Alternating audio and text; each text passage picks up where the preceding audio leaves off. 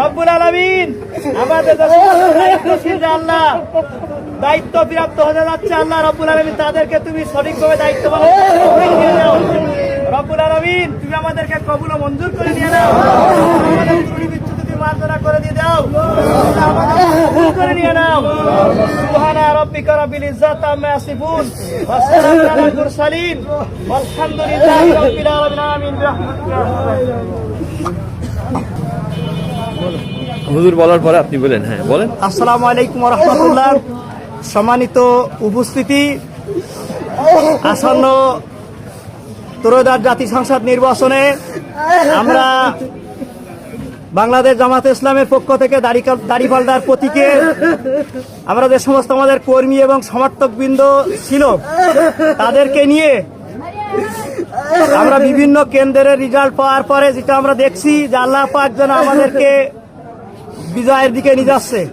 তাই আল্লাহ রাব্বুল আলামিনের শুকরিয়া আদায়ের জন্য আমরা রাস্তার উপরে আমাদের নেতা কর্মীদের নিয়ে আমরা দুরাকাত শুকরানা নামাজ আদায় করলাম।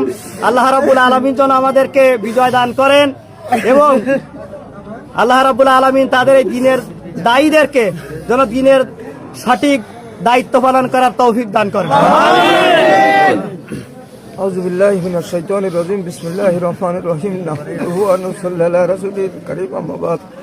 উপস্থিত সম্মানিত প্রাণপ্রিয় তৌহিদি জনতা এবং আমার প্রাণপ্রিয় বৃহত্তর জামাত ইসলামী সংগ্রামী সাথী ভাই ও বোনেরা সবাইকে এবং সাংবাদিক ভাইরা সবাইকে জানাই আমার সালাম। আসসালামু আলাইকুম ওয়া রাহমাতুল্লাহ।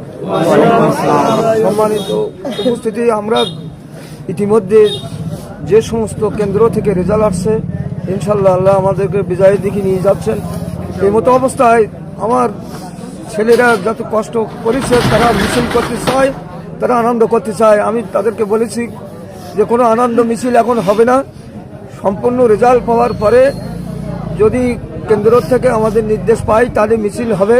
এখানে আমরা হিন্দু মুসলমান উভয় সম্প্রদায় বসবাস করি। সকলে কে আমাদের ভোট দিল আর কে দিল না আমরা মনে করি সবাই আমাদেরকে ভোট দিয়েছেন এবং জয়যুক্ত করেছেন। এবং আজকে আপনারা জানেন যে ইসলামী আন্দোলনের কর্মীরা যখন দায়িত্ব পায় তারা আল্লাহর কাছে কান্নাকাটা করে, তারা কোনো দায়িত্ব নিতে চায় না।